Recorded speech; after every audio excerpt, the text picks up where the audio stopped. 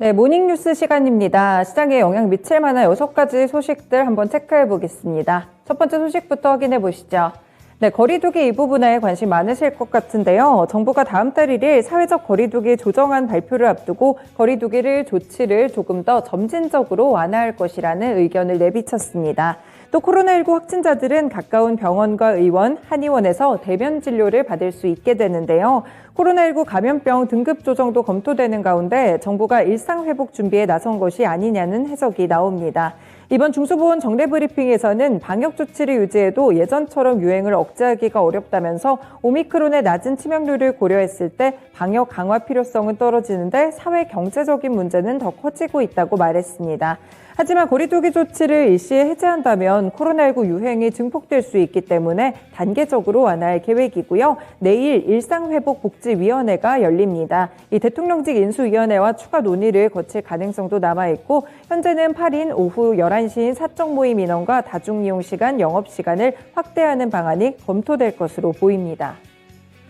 네, 다음 소식도 살펴보겠습니다. 반도체 쪽으로 좀 호재성 뉴스가 되지 않을까 싶은데요. 윤석열 당선인의 인수위가 반도체 지원에 힘을 쏟을 것으로 보입니다. 네, 조세 특례 제한법을 한 번 더 개정을 하면서 시설투자 세액공제율 상향을 추진하는데요. 이 반도체 지원에 쏟아붓고 있는 미국과 중국에 뒤처질 수 있다는 위기의식에서 나왔습니다.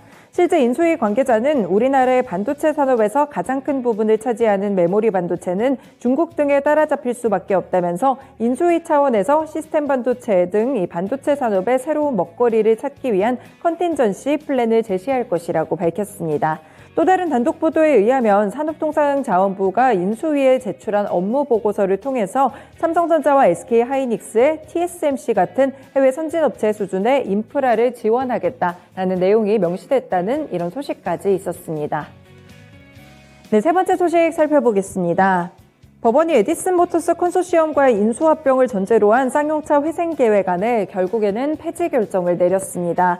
관계인 집회도 이에 따라서 취소됐는데요. 쌍용차는 신속히 법정 절차를 마무리할 예정이라고 밝혔습니다. 에디슨 모터스가 인수대금 잔금을 미납한 것은 정당화할 이유가 없다면서 소송을 통해서 이를 밝힐 것이라고 말했는데요. 한국거래소 측에서는 에디슨 모터스의 자회사 에디슨 EV에 감사 의견 비적정 사실의 사실 여부와 구체적인 내용을 확인하기 위한 조회 공시를 요구하고 주권 매매를 거래를 정지시킨 바가 있었죠. 실제 모기업 에디슨 모터스와 함께 쌍용차 인수에 나섰던 에디슨 EV는 지난해 재무제표에 대해서 의견 거절을 받았다고 합니다. 이에 따라서 에디슨 EV의 상장 폐지 가능성이 높아지면서 투자자들의 큰 우려와 피해가 우려되고 있습니다. 다음 소식 보시겠습니다. 오스템 임플란트 같은 경우 상장 폐지 여부 결정이 미뤄졌습니다. 한국거래소는 29일 기업심사위원회를 개최하고 오스템 임플란트 상장 적격성 실질 심사를 진행했지만 심의 속개, 결국에는 연기 결정을 내렸다고 밝혔는데요. 기심위는 이날 오스템 임플란트의 상장 폐지, 거래 재개를 두고 4시간가량 논의를 했지만 명확한 결론을 맺지 못했습니다. 거래소는 기심위 종료 이후 외부 전문가를 통해 회사의 지배구조 개선 이행 결과와 내부 회계관리제도 적정 운영 여부를 확인한 다음에 상장 적격성을 결정할 예정이라고 말했는데요. 기심위는 오는 31일로 예정된 오스템 임플란트의 주주총회 이후에 다시 한번 열릴 것으로 보입니다. 다음 심의에서 오스템 임플란트가 상장을 유지하게 될 경우 직후 거래일부터 거래가 재개되는데요. 만약에 개선 기간을 부여받는다면 해당 기간 동안 주식 거래는 계속 경지가 되는 상태가 됩니다. 네, 다음 소식입니다. 그동안 알랩 주가가 계속해서 폭등을 했었는데 정체가 좀 밝혀졌습니다. 미국의 ETF 운용사 퍼스트 트러스트가 안랩 주식을 149만 7,711주 보유했다고 공시했습니다.